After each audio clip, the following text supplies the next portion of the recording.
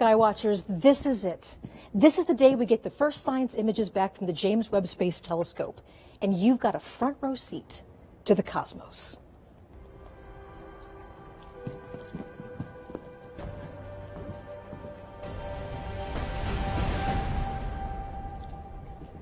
I'm Michelle Thaller, your host for what can only be described as a celebration for everyone on Earth.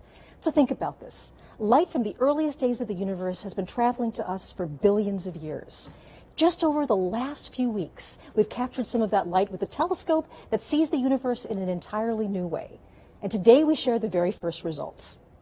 So longtime space fans are going to know who this is. This is Dr. John Mather. He's the senior project scientist for the Webb telescope and a Nobel Prize winner. And John, I couldn't be happier to be here with you today. Thank you. It's a thrill to be here for this very special day. How are you feeling? I am thrilled and I'm relieved because, you know, when you start something this big, you know there's always a possibility it might not work. It did work. We are so proud. And you've been on this project for a very long time, right? Yeah, started in 1995. We had just finished measuring the Big Bang. We measured it with the Cosmic Background Explorer satellite that we built right here at Goddard. And we measured the spectrum. We measured there are hot and cold spots in the Big Bang. So we said, now we know it all, how it all got started. But then what happened after that? So then I got a call from NASA headquarters. Would I like to work on this new telescope that's going to help answer those questions? What happened after the Big Bang? How did the galaxies grow? How did the first black holes grow? What happened all the way from there to here? So this is our time machine, and I just wanted to be part of it. I am so thrilled that we got a chance to do it. One of the things that I remember you saying, and this is kind of amazing, that after you win the Nobel Prize, you thought that this mission was the most important thing to work on. Absolutely. It's the next question. After you know how it started, what happened then? And, you know, suddenly we now have the technology to do it. We didn't have 50 years ago. We didn't have the technology 25 years ago, even when we started this. We had to invent things along the way, so we did that, and here it is. Well, thank you. We'll be back to you in just a moment. So at the moment, we're going to talk about the way that Webb is a completely new way to explore the universe. So today, the mission releases its first science images and gives wings to the dreams of so many people who worked so hard for so long to make this possible. For everyone on Earth, this is your telescope. This is the largest, most powerful observatory ever put into space. It's the product of thousands of people working for more than 2 decades. This is a mission that's singularly focused on the biggest questions in science.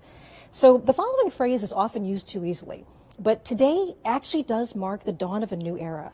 Today, the Webb mission is open for scientific business, and this is just the beginning. The best is yet to come. So, John, one of the things you told me about is that you really want to make sure there are some people that get thanked, people that put a huge amount of effort into this. Absolutely.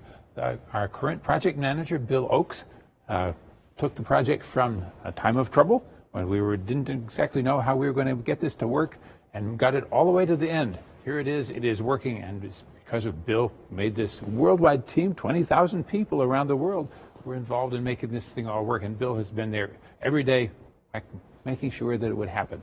So other special person is Senator Barbara Mikulski. She saved our telescope, and she saved the telescope before us. She made sure after the Hubble telescope was launched and it was not in focus that we would go up and fix it. She made sure that happened. When the Webb telescope needed more resources, she made sure we could get that. So, Barbara, we thank you. Well, it is such an honor to be with you, Jay. I mean, it's been a pleasure to be working with you through this whole thing. Thank you so much. Congratulations, and go Webb. Thank you. So this broadcast, much like every part of this mission, is a partnership. On our journey to explore distant places in space, we've been joined by intrepid travelers from around the globe. We have so many extraordinary collaborators. So let's check in with our partners who will be sharing the stage with us today as we reveal Webb's 5 first science images. From the European Space Agency, I'm joined by Katie Haswell in Darmstadt, Germany. Katie.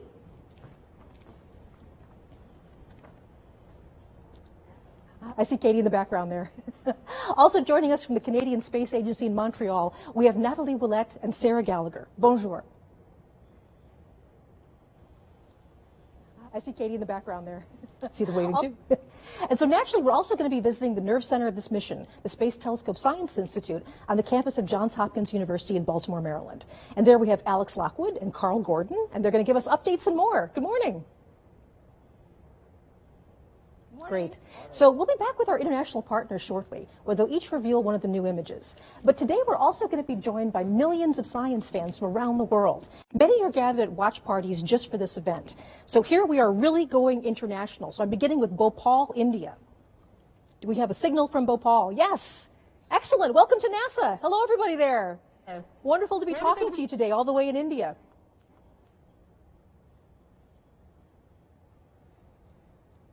We'll be back to them later, yes? Great to wave to you. Hi, wonderful. And we also have a warm welcome now in Portland, Oregon. So we have the feed from Portland. A bit dark, but I see everybody there. Hello, Portland. They're in an auditorium, I see. Okay, next we're going to go off to Milan, Italy. So afternoon in Italy. Do we have the feed from Italy? I guess we have a screen from Italy. And next we're going to go to Rutland, Vermont. So is this Vermont? Hello, Vermont. Hi, everybody. Nice to see you. Thank you for being part of this today. Okay, going even a little bit further afield, we have Netanya, Israel. Hello.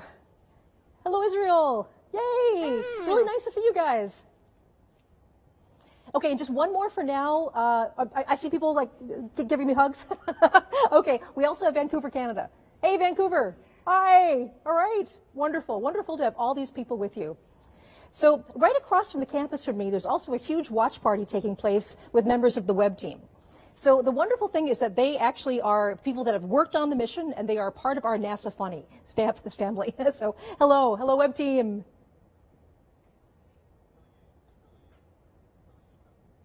There they are. Yes. A lot of people I recognize there. So it's incredibly important to me personally, and also to all of us at NASA, that the universe belongs to everyone. And we are thrilled to share this day with fans everywhere around the world. We'll say hello to some more later in our broadcast. So now it's time to start the main event. What you'll see over the next hour will be a collection of images newly processed by the Webb science team. Only a tiny handful of experts have seen the images so far, and I can tell you that we have been so excited to unwrap them for everyone. We will be releasing each image in turn in real time. As soon as you see it on this broadcast, it will be available for download on the internet. On the screen below, you can see a timeline showing where we are in the show and what's coming up next. And by the end of the show, all 5 images will be available to everyone. So hopefully you can tell I'm excited. Okay, so let's do this.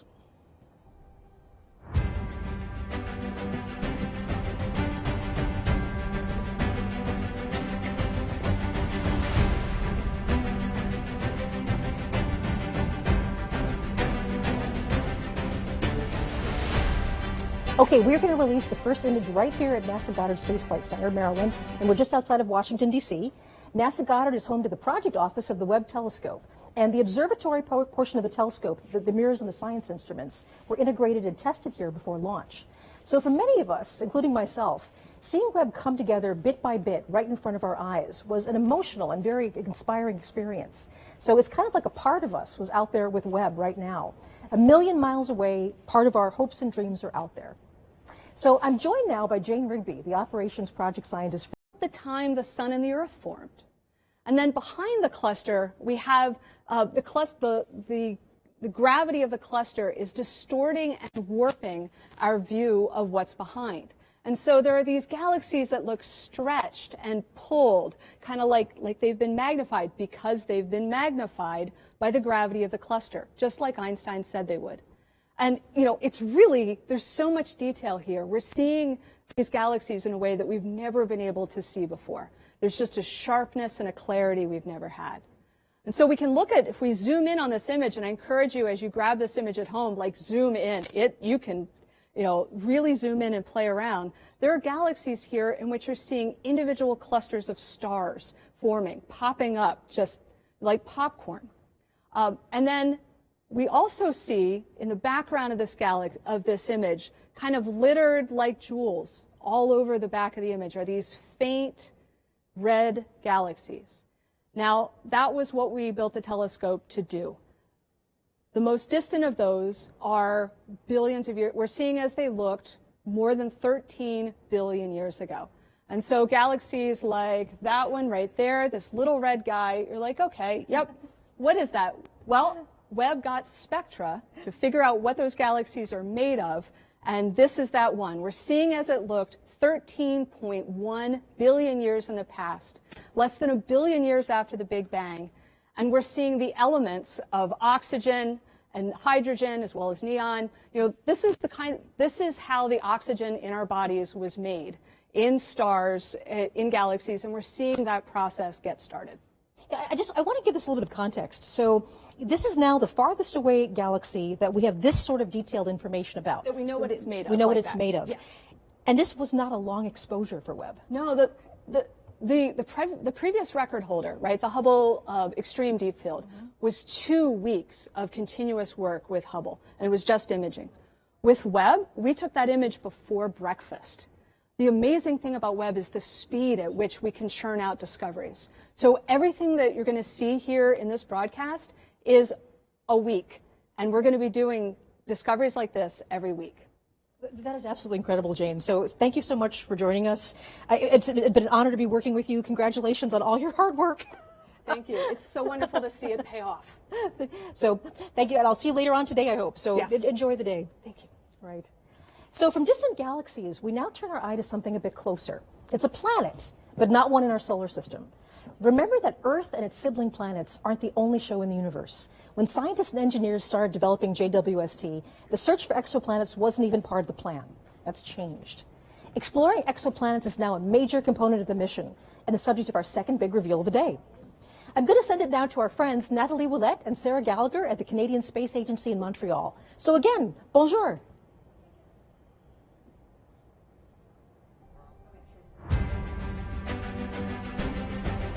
I guess we're having a little.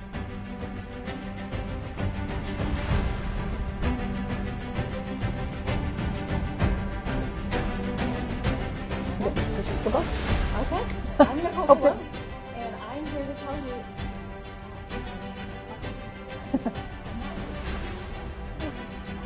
you. Sorry for the brief pause there. We're now going over to Canada.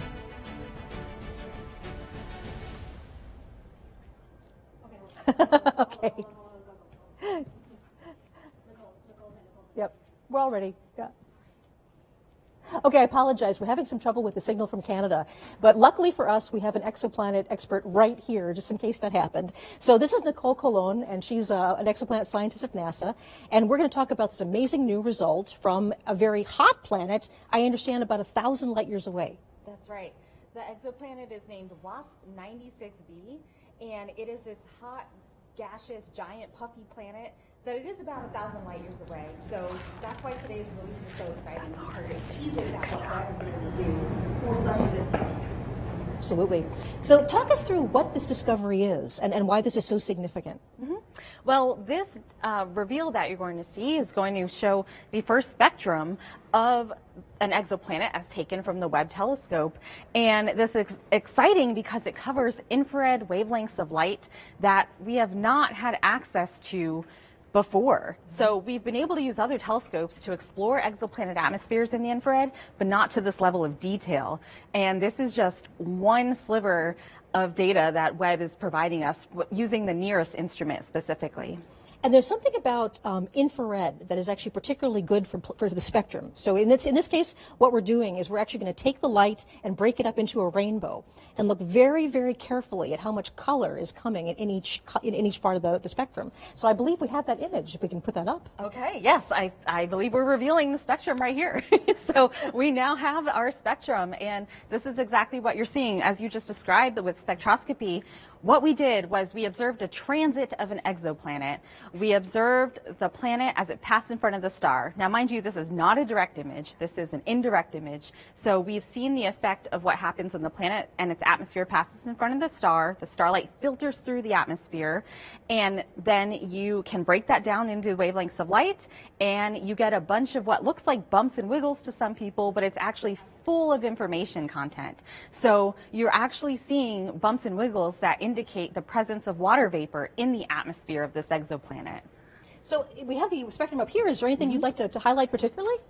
Yeah, absolutely. So we have several features marked here. So I call them features. They're these, what I just referred to as bumps and wiggles. But what you're seeing here is a telltale signature, the chemical fingerprint of water vapor in these atmospheres, in the atmosphere of this specific exoplanet. And the other thing we can tell actually is that there's evidence of clouds and hazes because the water features are not quite as large as we predicted. So we can take that and infer that there are presence of clouds and hazes. Right. Now, one thing that we really want to make sure people understand is with this particular planet, this is a hot world. It's actually closer to its star than Mercury is to our sun. And so we're not looking at liquid water here, but we're looking instead at sort of steam, water vapor. Yes, this is an exoplanet. It's about the size of Jupiter, about half the mass of Jupiter. It orbits around a sun-like star, but it does it every about 3.5 days. Right. So it's extremely hot, extremely close in, nothing like our solar system planets. But that's okay, because what we're seeing is, again, the first exoplanet data from Webb, and this is just the beginning. We're going to start pushing down to further smaller planets and being able to take measurements just like this with the NIRS instrument that was built by the Canadian Space Agency, but also there's three other science instruments that will add to our knowledge in the infrared, as well as direct imaging modes along with the transit method. So there's a lot more to come. And I guess one thing we should mention is not only are we going to be looking at planets that are more like the Earth in the future, but we'll also be looking at planets in our own solar system. Absolutely, yes. We're going to have exciting data from planets in our solar system, from Mars outward, as well as asteroids and comets. So stay tuned for a lot more to come. Thank you so much, Nicole. Thank you so much for telling us about the spectrum, and I'll be seeing you later on today. So we have 3 more big image reveals, and with that, new and more exciting science. But first, let's take a look back at the journey that brought us to this moment. Celebrations like this one are only possible with years of hard work from a cast of thousands. When a new mission is being built, even the most enthusiastic space fans only get to see dramatic moments in its life cycle, the news and images that come out in updates and press releases. But that doesn't really give you the sense of the huge effort that goes on behind the scenes every day.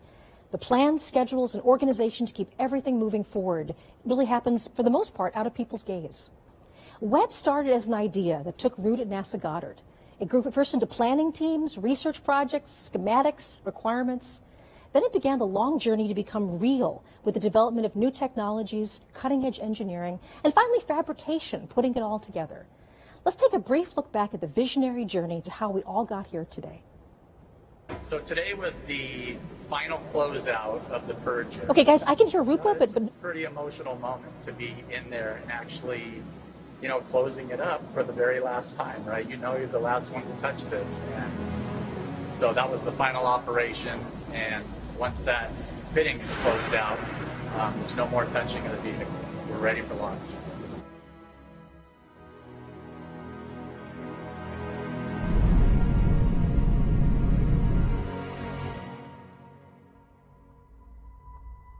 The James Webb Space Telescope. Born from the desires of astronomers, achieved with newly invented technology, is the culmination of 20 years of work.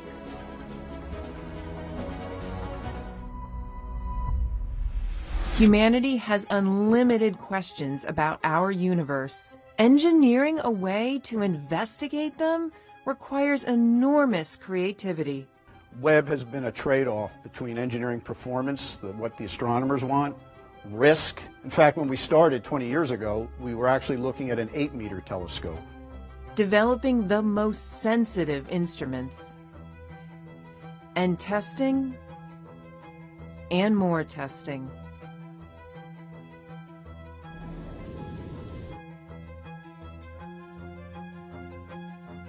And so you don't want to build one that's just incrementally better than what you've got. Because if that's the case, you would just observe longer on the telescope that you already got. And so every time NASA builds a new astrophysics mission, a new telescope, it needs to be way more sensitive, way more capable than anything we've ever built before. We all got together in that conference room and we played real time as the images came down from the spacecraft, the very first diffraction limited images ever obtained with Webb. And what we collectively saw as a group was the highest resolution infrared image taken from space ever. If you're just joining us, I'm Michelle Fowler at NASA's Goddard Space Flight Center, and you are watching live coverage of the release of the first science images from the James Webb Space Telescope.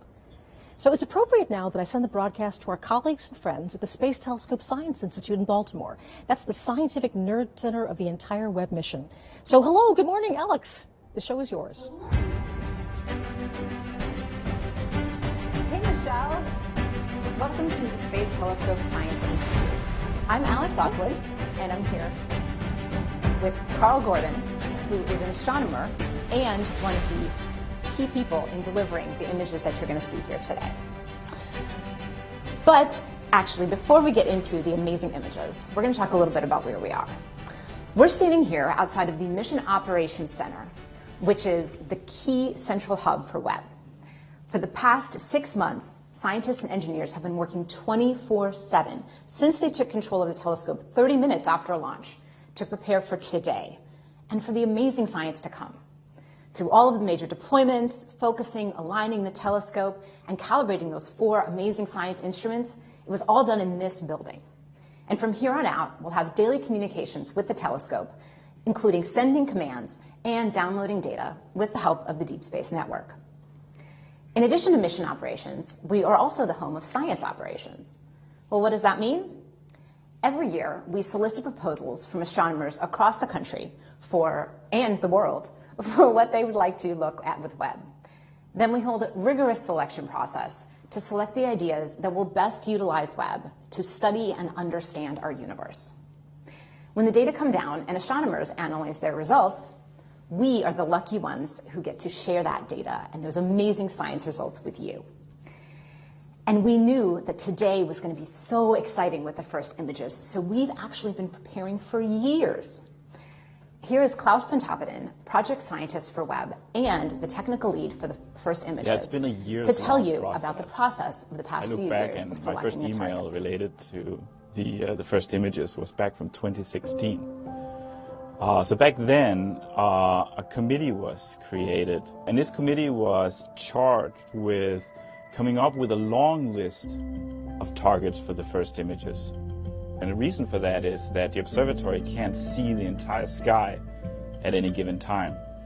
And this is because you want to avoid the mirror seeing direct sunlight to keep it cold. And it actually had to be quite a long list. We ended up with about 70 targets, from which we had to select only a handful.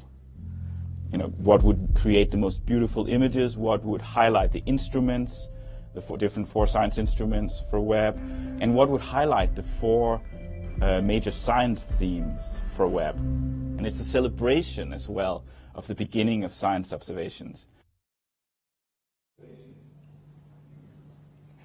And we knew that selecting the images was just the beginning, that we would need a trained eye to take these exquisite data and pull out the beauty and the science potential. So here's Jody Pasquale and Elisa Pagan to tell you about how they processed these beautiful images.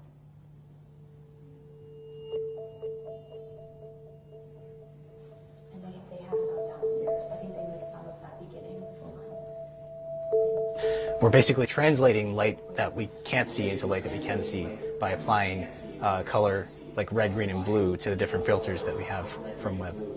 And the reason we want to color the images is because there's actually more that you can get, more information that you can get from the image if you see it in color. So it's a matter of picking and choosing filters and colors that enhance the details and the structure in the image itself.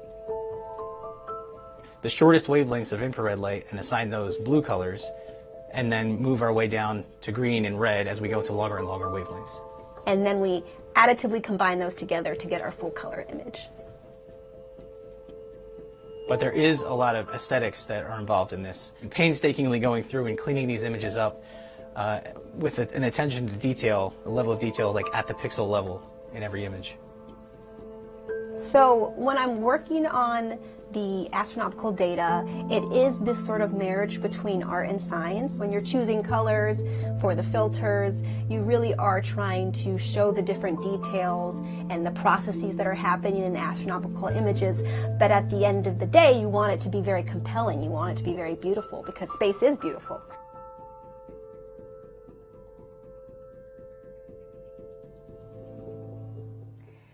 And after those images were processed, there was a select few of us, very lucky few of us, who got to see the first images. This is downscaled by a factor of 4 exactly. So just to make it a little more handy, so it's actually higher resolution. So we have a team of about 30 people who are producing these images, and we feel incredibly privileged to be the ones who are the first to see these science-like images. When we saw the first data come down of real targets, people were speechless and there were emotions, because we could see how amazing this observatory will be. The detail, the sharpness, the depth. And when we saw the first color images, we knew that we had a winner. And now we are ready to see Webb's first image of a star dying, a planetary nebula called the Southern Ring. Let's do it.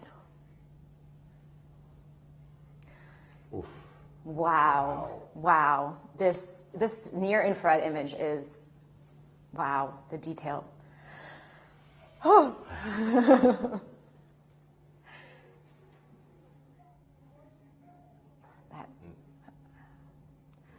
Wow, okay, well, here we are. We have a near-infrared image on our left, or on maybe your right. And here on the right, we have a near-infrared image. And so I'm here with Carl, our astronomer specialist. Can you tell us what we're looking at in these images? So this is a planetary nebula. It's caused by a dying star that has expelled a large fraction of its mass over in successive waves. Okay, so we actually see those waves in these images. Yes.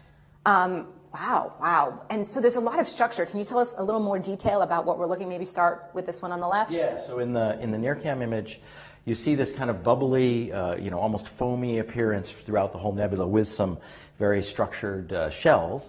And this foaminess is showing up in orange mainly. And this is due to the molecular hydrogen that's newly formed in the expansion, just lighting up the gas and dust of this nebula. And then as we move inward, you see this kind of very blue haze in the inner region. And this is actually due to very hot ionized gas that emits well in the blue that's heated by the core, the leftover very hot core of this star.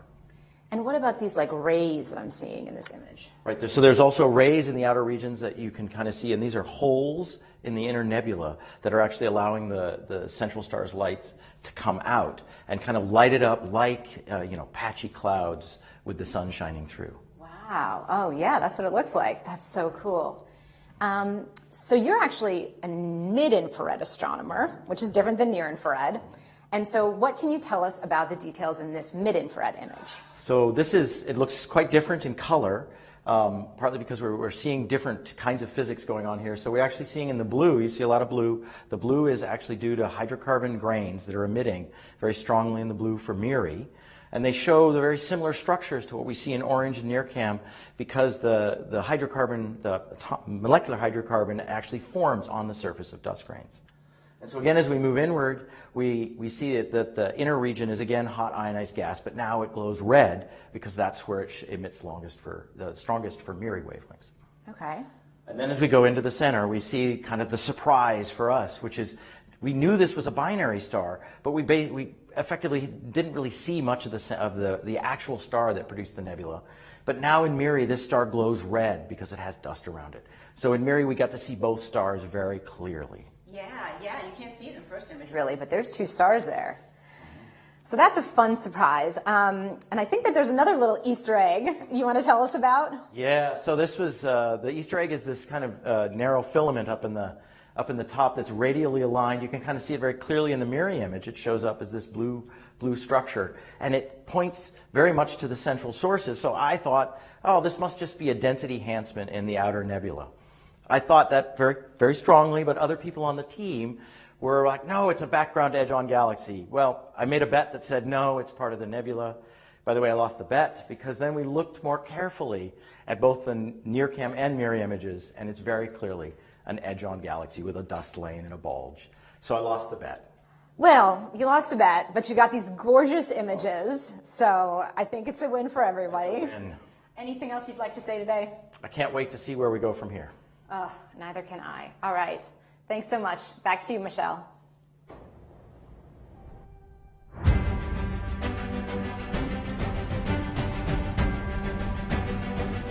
Thank you, Alex and Carl. And I have to say that image is absolutely spectacular. So as you know, people from all over the world are watching us today and joining in our excitement as we release Webb's first science images. We've been checking in with our colleagues in Europe and Canada throughout the program, but we also want to take a moment to include the people at the so many viewing parties scattered around the world like stars in the night sky. So let's check in with some of them now. First, we go all the way to Perth, Australia. Do we have a signal from Perth? I guess nothing from Perth right now. Maybe we have some of our other feeds. We're going to check in with them right now. Do we have Winnipeg, Canada? Oh, there it is. There's Australia. There's Perth. Hey, waving to Perth, Australia. Thank you so much for joining us today. And next we're going to Winnipeg, Canada. Hello, Winnipeg. At a planetarium. Everybody's enjoying the show, I hope. Okay, Dayton, Ohio. Everybody's watching on the, there we go, Dayton, Ohio. Hello, everybody, Dayton. Nice to have you here with us. There we go, yes. Hey, hey, Dayton. Hey. They're jumping up and down. Hi. Okay, all the way Bangalore, India. Bangalore. Hello to Bangalore, India. Hey. That's absolutely wonderful. Hey. Okay, so I hope you enjoy the rest of the images we're releasing. Okay, of course, NASA's family extends all over the country. The team at JPL in Pasadena, California, they're on site to celebrate with us. So hello, JPL! Some of my favorite people in the world. Hey, hello!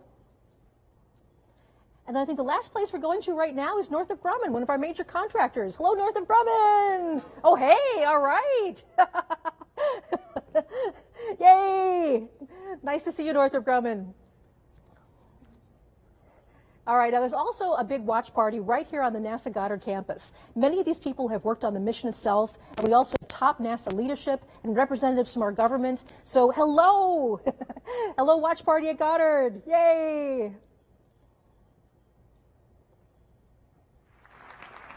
Okay, wonderful. So, I mean, at NASA, we are so fortunate to have all of these friends and colleagues around the globe. A major partner in the Webb mission is the European Space Agency. ESA contributions have been essential to so many aspects of this project, including Webb's spectacular launch on the Ariane 5 rocket last December. I'm very pleased to turn over the show for a few minutes to Katie Haswell. She's joining me from the European Space Operations Center in Darmstadt, Germany. Hello, Katie. Good afternoon.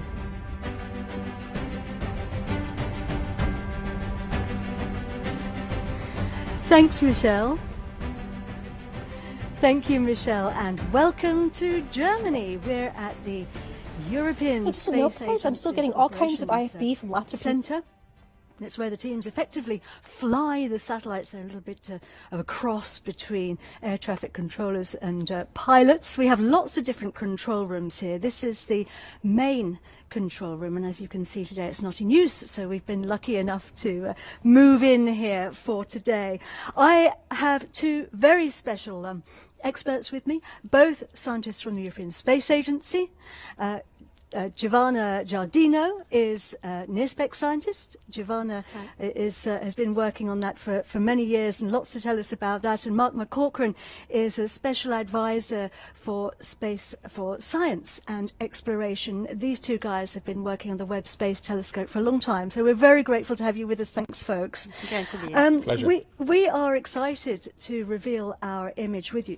But before we do that, we thought we'd give you a little bit of background, because we've come here today because these guys were the first ones to pick up the signal during the Webb launch, when Webb first launched. They run a system called S-Track, which is NASA's deep space tracking system, and they were listening out when Webb called home. And the controllers here have been looking after a whole very, very impressive list of missions since 1968. ESA has played a very, very important role during the Webb for the Webb Space Telescope. They provided the launch on board the awesome Ariane 5 launch vehicle from the Guiana Space Center. The atmosphere in the Mission Control Center was electric, I can tell you. I was there. They've also provided people. We have 15 ESA scientists working at Space Telescope in Baltimore, and also they have provided the infrared spectrograph, the near-infrared spectrograph, and also half of the MIRI instrument, which is the mid-infrared instrument. Let's take a look at those now. Webb's 4 scientific instruments include NIRSPEC, the near-infrared spectrograph, led by ESA. NIRSPEC splits near-infrared light from astronomical objects into its components. Like a barcode, this will help scientists understand the physics of the objects they're observing, from their temperature to atomic makeup. NIRSPEC can observe parts of an object or the sky using an image slicer and an array of microscopic shutters. Webb's Integrated Science Instrument Module, located behind the main mirror, also contains MIRI, a mid-infrared camera and spectrograph. Seen here during testing, MIRI's been developed by a partnership between Europe and the US. MIRI detects mid-infrared light from planets, stars and galaxies. It can analyse molecules to help us deduce what astronomical objects are made of and peer into clouds of gas and dust where stars and planets are born. Together, these instruments will help Webb detect and analyse light from the very dawn of time, revealing the universe as never before. So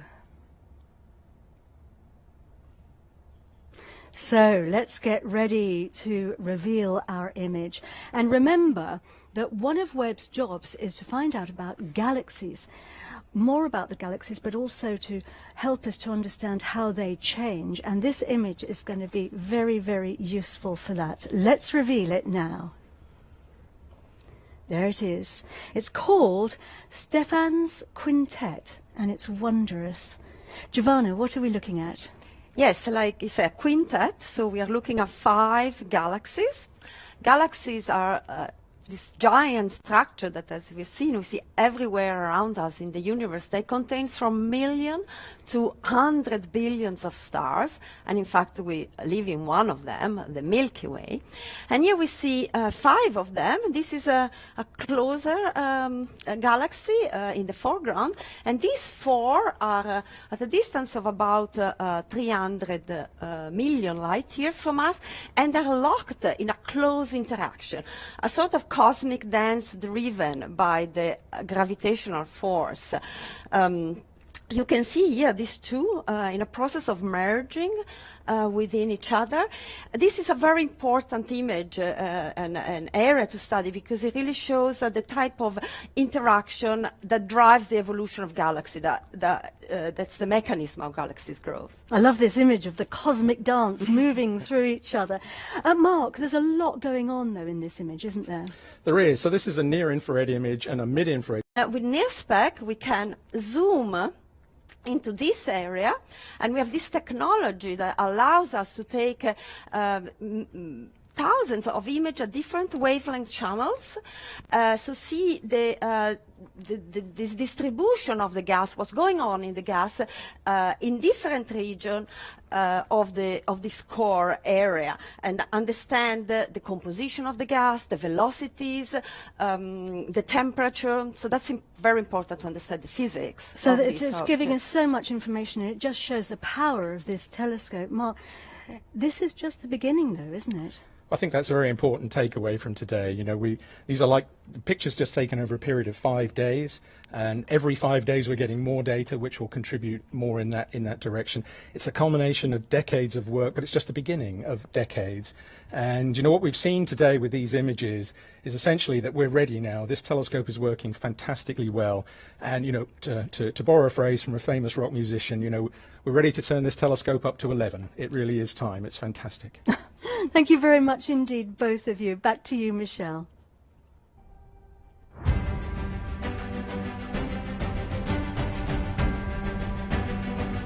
Thanks, Katie. It is so great to have you and your colleagues with us on this historic day.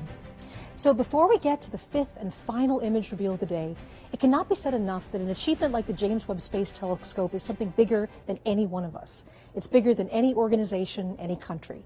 This truly takes a planet. Webb belongs to all of us, and starting today, the discoveries start and they're not going to stop. This is just the beginning. We've said several times throughout the broadcast that the Webb mission is about people, and during the construction of the Great Telescope, people started to see themselves in it, literally. Day after day, people visited the observation window at NASA Goddard, and looking through the glass, they snapped selfies of themselves reflected in the gigantic golden mirror. These photos are actual reflections of the enormous human investment and the emotional commitment that brought this mission to life. And now, years later, that mission is finally collecting light from the earliest days of the universe, all the way to worlds in our own solar system. It's the same mirror that reflected the many faces who see themselves as part of the journey to understand our shared origins. Let's stop for a moment and appreciate the people behind Webb.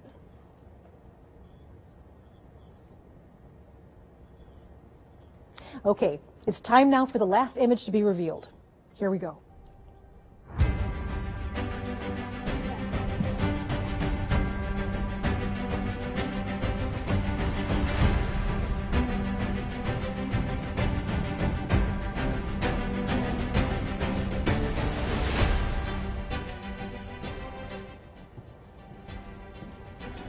So Amber Strawn is Webb's deputy project scientist. She's here with me today to share the final big reveal of the day.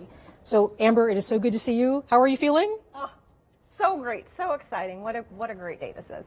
Yes, so one of the things that we're going to do is before we get to the final image, the James Webb Space Telescope has... So, John, we looked around the world and we're the only ones with a cheerleading crew right over there. That's amazing. Look, you've been with this mission for decades. How do you feel today? I am so thrilled and so... Two of us. I always worry. I always tell everybody I'm paid to worry, frankly, and that's good. What we want to do, though, is, just really thank the team again. Of course, we heard Bill and Scott and Greg talking about the team that is there. I think what's also important is to recognize that Bernie is sitting there, who was the first manager. I was sitting there. Could you stand up?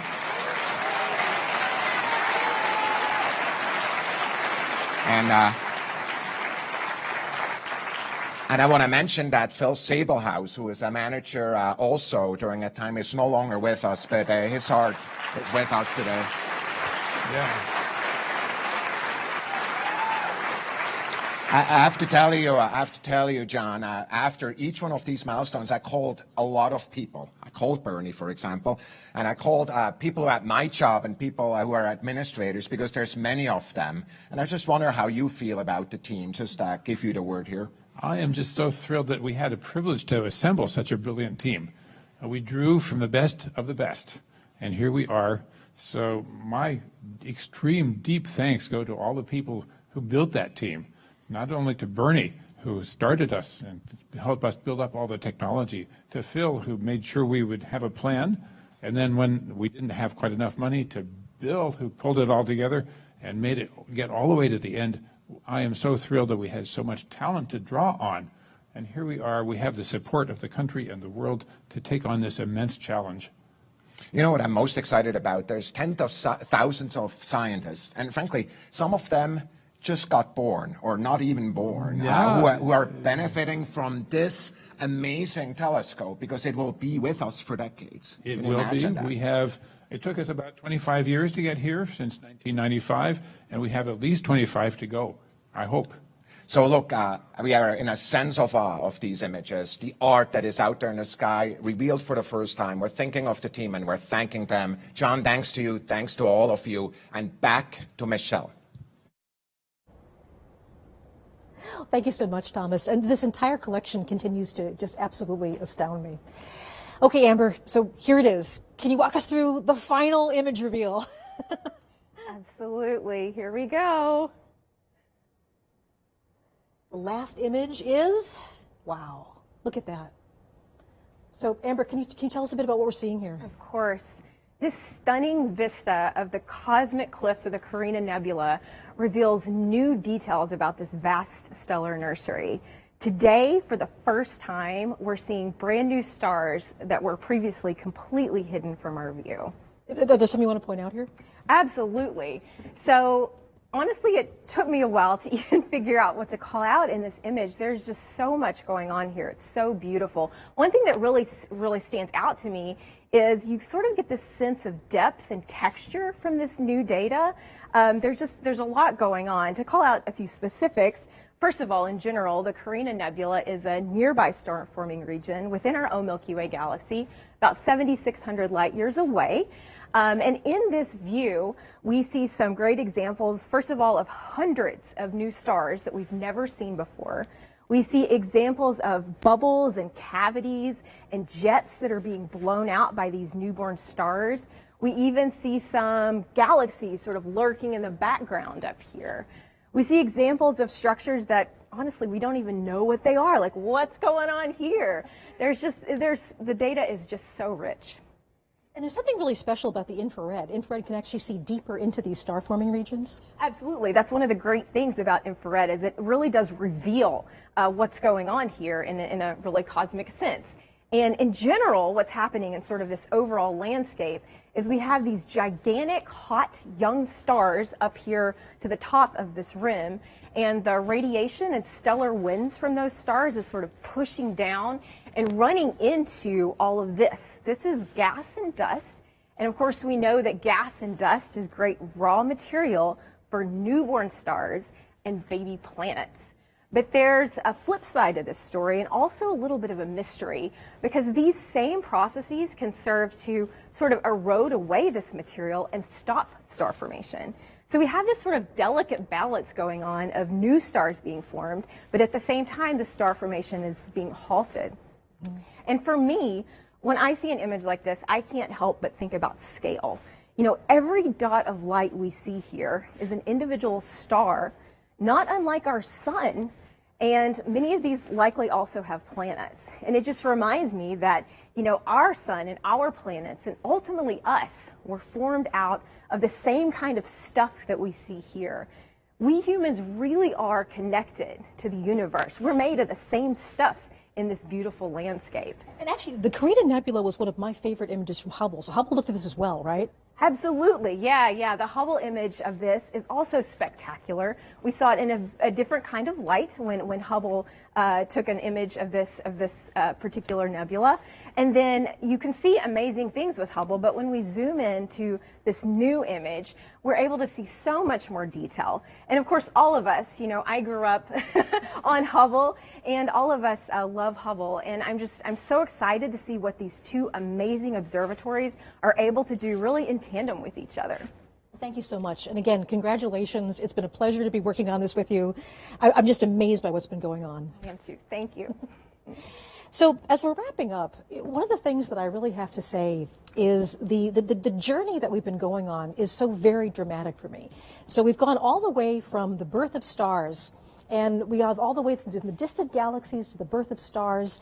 This is where we all began. This was the whole point of the James Webb Space Telescope, to figure out our origins from the very, very early days of the universe to star and planet formation very nearby. So right now I'm very honored to have our last special guest. This is the administrator of NASA, Bill Nelson. An honor to be with you, sir. Hey, what a pleasure. What a banner day. It's clear that Webb represents the best of NASA. It maintains our ability to propel us forward for science, for risk-taking, for inspiration. And we don't want to ever stop exploring the heavens, nor stop daring to take another step forward for humanity. In the words of the famous Carl Sagan, somewhere something incredible is waiting to be known. I think those words are becoming reality. Absolutely. Thanks, Michelle. An honor to have you here. Thank you very much. Wow. So this is a celebration for all humanity. If you've ever looked up at the night sky and wonder, whoever you are, wherever you are, this is your telescope. And we also salute the thousands of people who have dedicated part of their lives to making Webb a reality. I also want to give a big shout out for the superb media team who's helped bring Webb's story to the world. This broadcast is a joint effort of the superstar producers, animators, and social media specialists at the Canadian Space Agency, ESA, NASA, and especially the Goddard Space Flight Center. Webb captures light in distant colors that the eye can't see, and you've actually made this visible to the world. So finally, if you go to nasa.gov/Webb-First-Images, you can download all of the images and data we've just shown in full resolution, and check back often.